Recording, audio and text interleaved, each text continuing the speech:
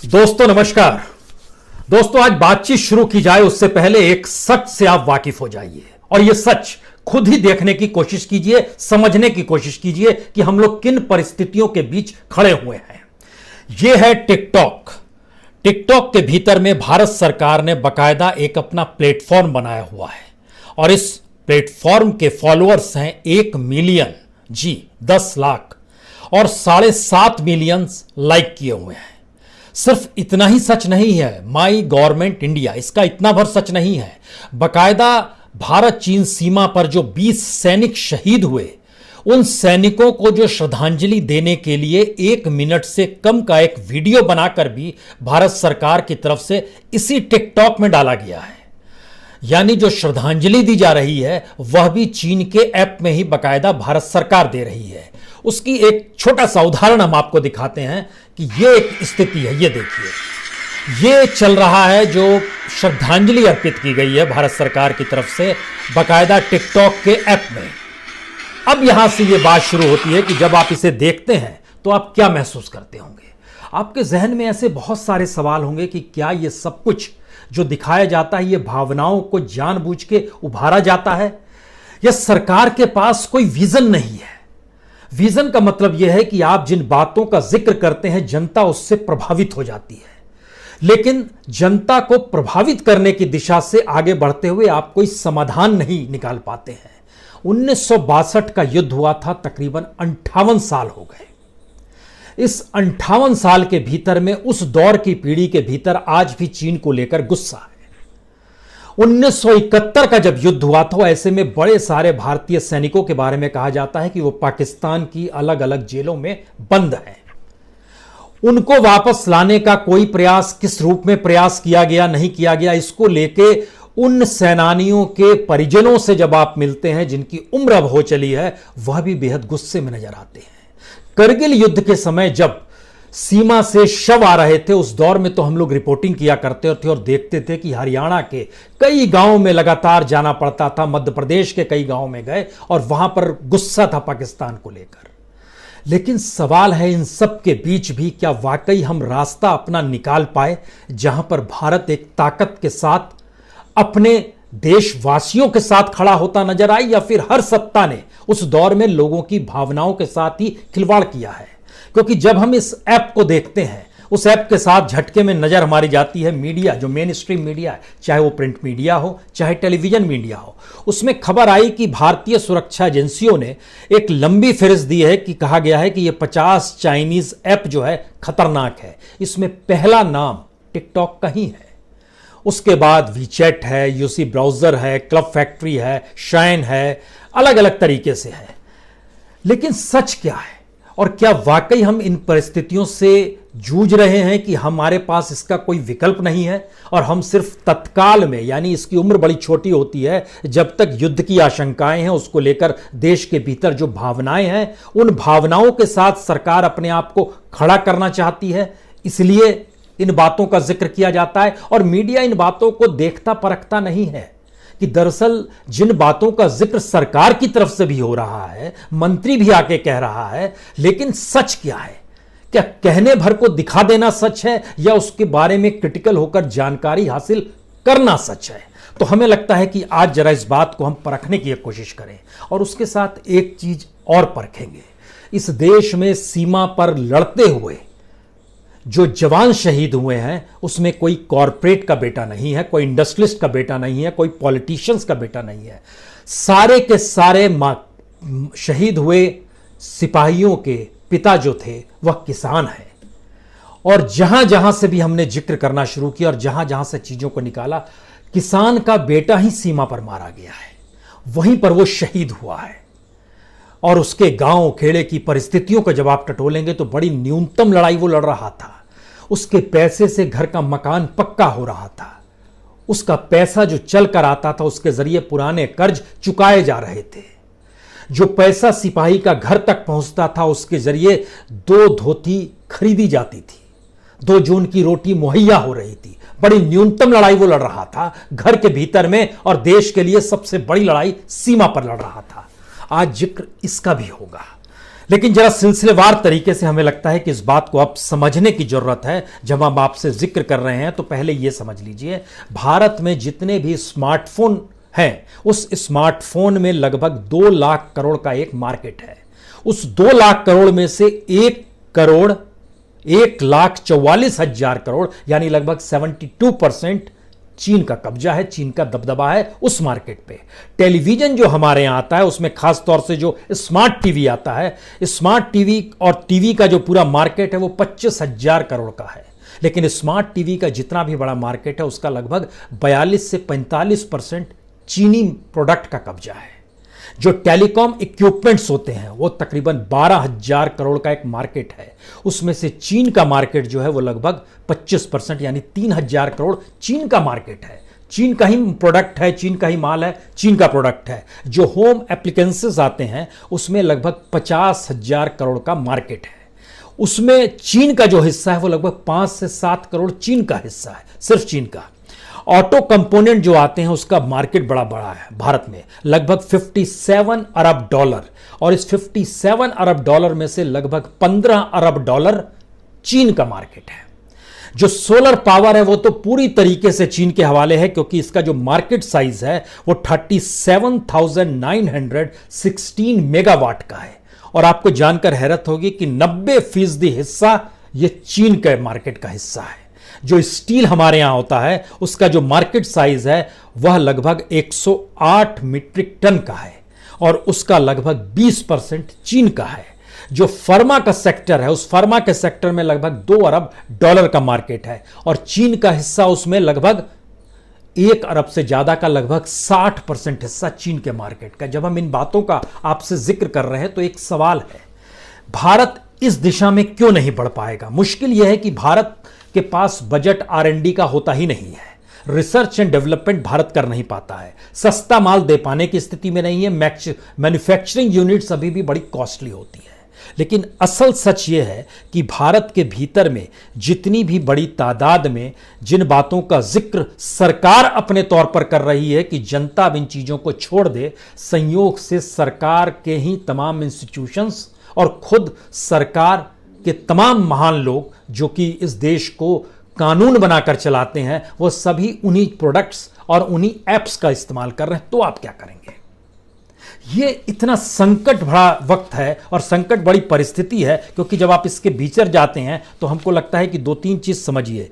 TikTok की स्थिति यह है कि 1 मिनट से कम का वीडियो डाल सकते हैं। गवर्नमेंट ऑफ इंडिया ने भी इसमें डाला हुआ है, बाकायदा अपना एक मंच बनाया हुआ और लिखा हुआ है citizen engagement platform of India, ये उसने लिख रखा है। पबजी मोबाइल जो है जिसमें खेल खेले जाते हैं, जो बैटल किया जाता है और जो तमाम गेम खेली जाती है, टिकटॉक है, पबजी है, हेलो करके एक है। और इतना ही नहीं, जो भारत में जो कॉम स्कैनर होता है, किसी भी डॉक्यूमेंट या इमेज को जो स्कैन करता है वह भी चीन का ही है। जो एक्सटेंडर है, जो शेरलेट है, जो वीमेट है, जो ब्यूटी प्लस है, ये सब चीन का है। इसको किस रूप में हम लोग एक्सेप्ट करें या ना करें, या किस तरीके से इसके जरिए हम चीन को झटका दे दें, ये एक अबूझ पहेली सी है। ये अबूझ पहेली इसलिए है क्योंकि इसका एक दूसरा सच है। भारत के सामने हमने बार बार जिक्र किया है कितनी बड़ी तादाद में कंपनियां हैं, लेकिन आपको जानकर हैरत होगी भारत की बड़ी तादाद में कंपनियों के साथ जो कोलैबोरेशंस हैं चीन के कंपनियों के, उसका एक दूसरा हिस्सा जो शेयर मार्केट के भीतर जो फॉरेन पोर्टफोलियो इन्वेस्टमेंट होता है वह बीते 6 साल में हद से ज्यादा बढ़ गया। इससे पहले वो नहीं बढ़ा करता था। उसका एक छोटा सा डाटा जरा देखिए और महसूस कीजिएगा आप, क्योंकि जो फॉरेन पोर्टफोलियो इन्वेस्टमेंट होता है जिसको हम लोग FPI इन्वेस्टमेंट कहते हैं, वो चाइना का जो है, जैसे आप 2019 के दिसंबर तक अगर देखेंगे तो वो 774 करोड़ था दिसंबर 2019 में। सिर्फ उसके बाद आइएगा तो 3 महीने में, यानी वायरस से पहले जनवरी फरवरी मार्च 3 महीने में यह 3,257 करोड़ का हो गया।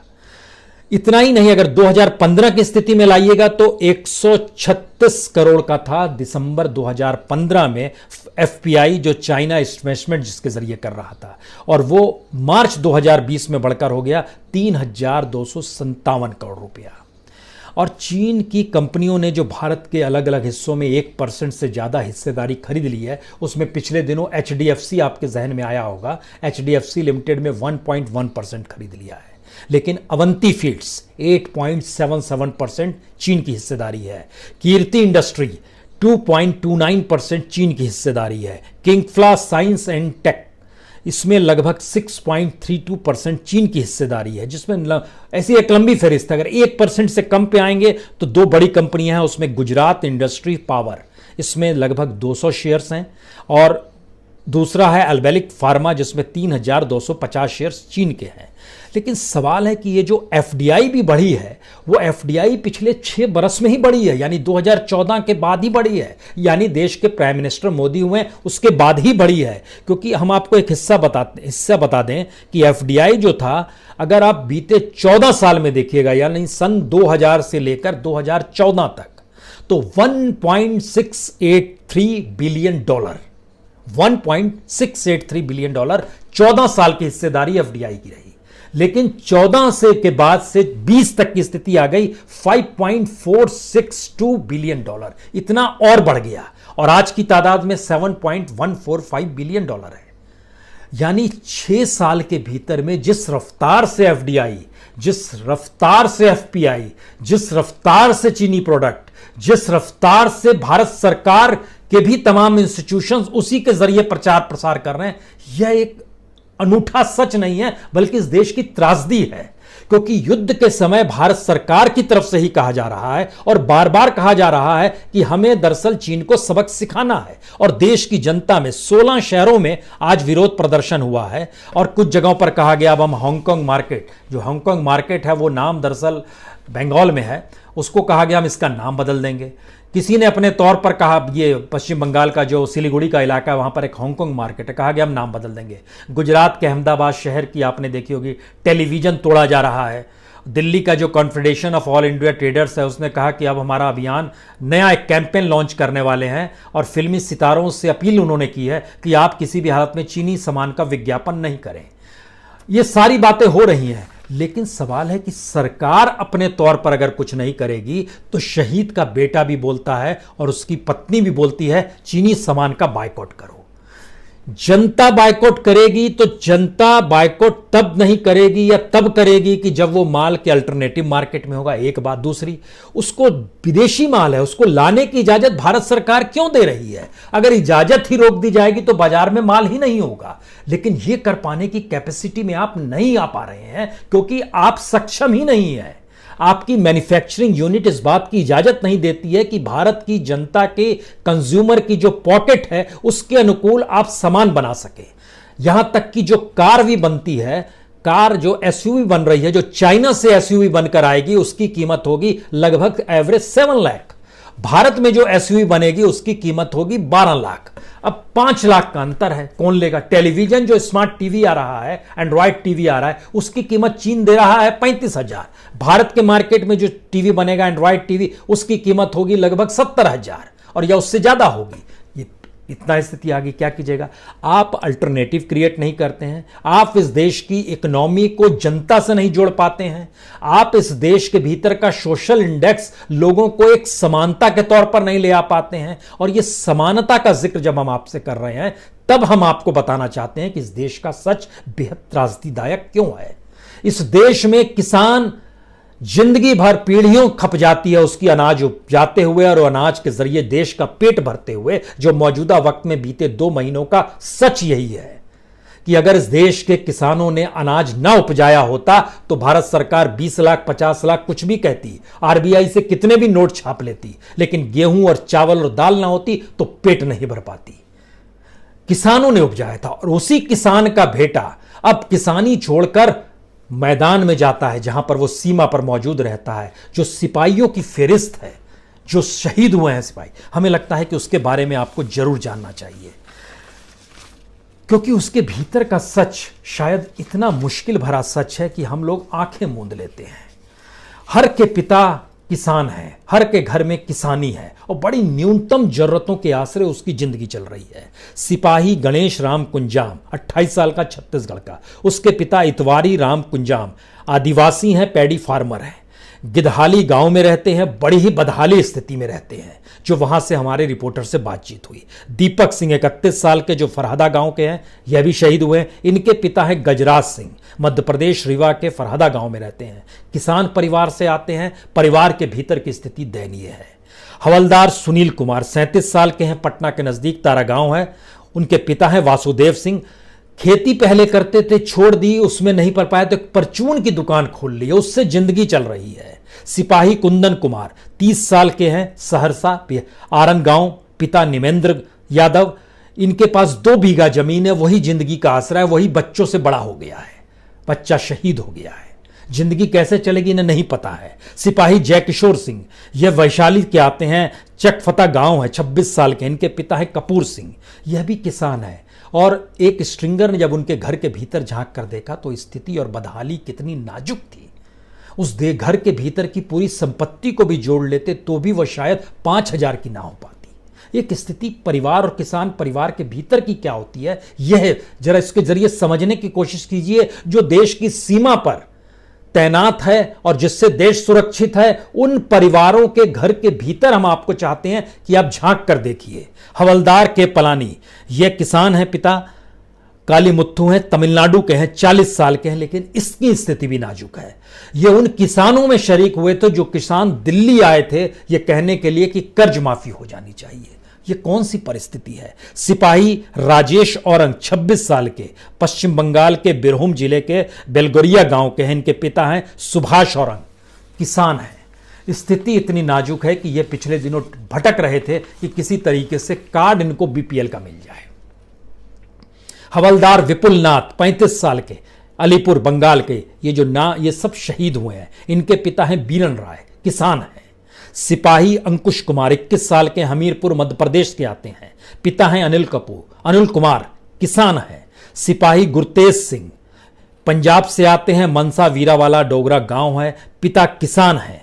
और ये एक लंबी फहरिस्त है। जो 20 लोग जो शहीद हो गए हैं उसमें देखिए नायब सूबेदार सतनाम सिंह भोजराज गांव गुरदासपुर से आते हैं, पिता जागीर सिंह, किसान हैं। सिपाही कुंदन कुमार ओझा 28 साल के, साहिबगंज से आते हैं, झारखंड के, पिता किसान हैं। सिपाही गणेश हंसदा 21 साल के, झारखंड के बरगोरा गांव सिंहभूम में आता है, पिता किसान है।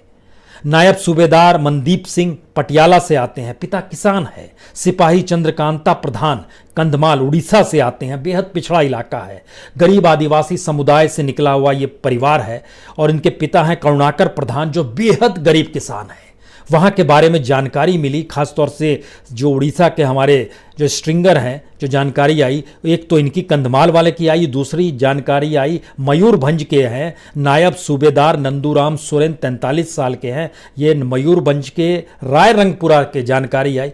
बेहद गरीबी में जूझता हुआ ये परिवार, यानी तिरंगा लपेट दिया, सेना ने सलामी दे दी, लोगों के भीतर आक्रोश निकल गया। बेटे ने, पत्नी ने या पिता ने मान लिया शहादत दी है, सैल्यूट ठोक दिया, लेकिन उस घर के भीतर 2 जून की रोटी कैसे मुहैया हो, इसकी जिम्मेदारी कोई लेगा या नहीं लेगा। सिपाही अमन कुमार सुल्तानपुर समस्तीपुर के आते हैं, पिता सुधीर सिंह, किसान हैं। और इनके भीतर का सच क्या है जरा ये जानिए। जो लोग शहीद हुए हैं, जो सिपाही हैं, जो लांस नायक हैं, जो नायक हैं, जो हवलदार हैं, जो नायब सूबेदार हैं या सूबेदार तक है, जो शहीद हुए हैं, उसमें एक ही लेफ्टिनेंट कर्नल थे। उनकी जो पेमेंट जो हाथ में कट कुटा के आता है वो 1,12,000 जो तेलंगाना के थे। बाकी जो सिपाही लॉन्स नायक, नायक, हवलदार जो शहीद हुए हैं, ये 25,000 से 40,000 रुपए इनकी कमाई होती है, जो इनको वेतन मिलता है। तमाम सुविधाओं के साथ किसान का परिवार किसानी जब छोड़ के निकलता है तो वो ये मानकर चलता है कि कम से कम किसानी की बदहाली उसकी जिंदगी में नहीं आएगी। और इनका जो पैसा, जब ये सीमा पर तैनात थे और जो पैसा भेज रहे थे, उस पैसे के जरिए जो अलग अलग किसी के दूधमुहे बच्चे या जो छोटे छोटे बच्चे, उनको नहीं पता है कि पिता का साया सर से उठ चुका है। एक व्यक्ति ऐसा है कि 15 दिन पहले उसको बेटी का जन्म लिया है। हमें लगता है इन नामों के भीतर में इंडिविजुअल जाएं, खाली बेसिक समझिए। किसी की शादी होने वाली थी, किसी के घर में बच्ची का जन्म 15 दिन पहले हुआ है, किसी के घर की रोजी रोटी चलती रही, जो भेजता था कमा के, किसी ने पुराना कर्ज चुकाया है। किसी ने पक्का मकान बनाया है उन्हीं पैसों से किसी तरह, यानी बेहद न्यूनतम जरूरतें जो जिंदगी की होती है, उस न्यूनतम जरूरतों को पूरा करने के लिए देश की सबसे बड़ी जरूरतों के सामने वह सीमा पर जाकर तैनात हो जाता है। और वहां से जो भी वो कमाता है जिंदगी की जद्दोजहद करते हुए सीमा पर तैनाती के साथ देश के लिए कुर्बान हो जाता है। और उसके बाद जब उसका शव पहुंचता है उसके गांव में, तो हम लोग सैल्यूट मार रहे हैं, चीजें कह रहे हैं, और देश की भावनाओं को उभारा जा रहा है, लेकिन उस पर इंप्लीमेंट नहीं किया जा रहा है। सरकार निर्णय क्यों नहीं ले सकती है? ठेके दर ठेके चीनी कंपनियों को मिल रहे हैं और इतनी बड़ी तादाद में चीनी प्रोडक्ट भारतीय मार्केट में आ रहे हैं। 343 प्रोडक्ट चीन के ऐसे हैं जिस पर आप रोक लगा के तो दिखाइए। और जिन बातों का जिक्र हम कर रहे थे, यानी कोई नापने समझने वाला नहीं है कि अचानक झटके में आ गया कि भारत की खुफिया एजेंसी ने कह दिया कि ये तमाम चीज़ों को आप मत यूज़ कीजिए। इसमें जूम भी है, इसमें वीकार्ड भी है, वीगो भी है, टिकटॉक तो है ही, क्लब फैक्ट। आपने एक लंबी फहरिस्त जारी कर दी और तमाम मीडिया ने उस तमाम फहरिस्त को सामने हमारे रख दिया है, लेकिन कमोवेश भारत सरकार के हर मंत्रालय और खुद गवर्नमेंट ऑफ इंडिया जब इन्हीं ऐप के जरिए अपने प्रचार प्रसार कर रहा हो, तो आप क्या सोच सकते हैं? इसका मतलब है वाकई ये भावनाओं को उभार कर शायद अपने साथ सरकार जनता को खड़ा करना चाहती है। इसमें कोई दिक्कत नहीं है। इसकी सबसे बड़ी मुश्किल यह है कि अगर सरकार सिर्फ यह सोचती है कि मौजूदा वक्त में देश पर एक संकट आया है और पूरा देश एकजुट हो जाए और एकजुट करने के लिए उन भावनाओं के मर्म को वह छूने की दिशा में बढ़ जाए, लेकिन अपने तौर पर कोई रास्ता ना निकाले और यह मानकर चले कि बीतते वक्त के साथ हर जख्म भर जाएगा, तो जख्म तो भर जाता है। लेकिन हम लोग जब 1962 के युद्ध को देखे हुए पुराने पीढ़ी के लोगों से मिलते हैं, अपने ही भी घर में देखते हैं, तो उनके भीतर का गुस्सा समझ में आता है कि 62 के युद्ध का गुस्सा उनके भीतर कितना है। 71 में जिन परिजनों के परिवार के सदस्य जो थे, जो सेना में थे और जो वापस नहीं लौट पाए, और वो बार बार कहते हैं कि पाकिस्तान की जेलों में, उनसे मिलते हैं तो एक दर्द उफनता है। क्यों हम समझौता और रास्तों पर चलते हैं और मानकर चलते हैं कि पड़ोसी को सबक भी सिखाना है, लेकिन पड़ोसी को वापस अपने नागरिकों को लाना भी नहीं है। करगिल को लेकर भी यह स्थिति लोगों के जहन में बार बार उभरती है। इस देश के भीतर में राजनीतिक सत्ता जब तक खुद को नागरिक नहीं मानेगी और एक ऐसा नागरिक नहीं मानेगी जिसकी जिम्मेदारी इस देश को लेकर है, तब तक हमें लगता है कि ये डॉक्यूमेंट्स क्या मायने रखते हैं। जब हम इन बातों का जिक्र करते हैं कि कितनी बड़ी तादाद में मार्केट में चीनी पैसा लगातार आ रहा है, चीनी सामान लगातार आ रहा है और इस दौर में बढ़ा है। ये एक अजीबोगरीब स्थिति है। सोचिए कि जो एफडीआई का पैसा था वह 31 मार्च 2014 मनमोहन सिंह जा रहे थे $1.6 बिलियन, और आज की तारीख में जब हम आपसे बात कर रहे हैं तो $7.1 बिलियन, इतना $बिलियन एफडीआई बढ़ गया। तो इस दौर में क्या चीन के साथ हमारे संबंध तो वाकई प्रगाढ़ होते चले जा रहे थे, लेकिन आज जब रुके तो कैसे रुकेंगे? जो एफपीआई मार्केट था वो बढ़ते बढ़ते 100 करोड़ के बाद बढ़ते बढ़ते आज की तादाद में 3,257 करोड़ तक पहुंच गया है। यह मार्केट वैल्यू एफपीआई की है। क्या रास्ता है?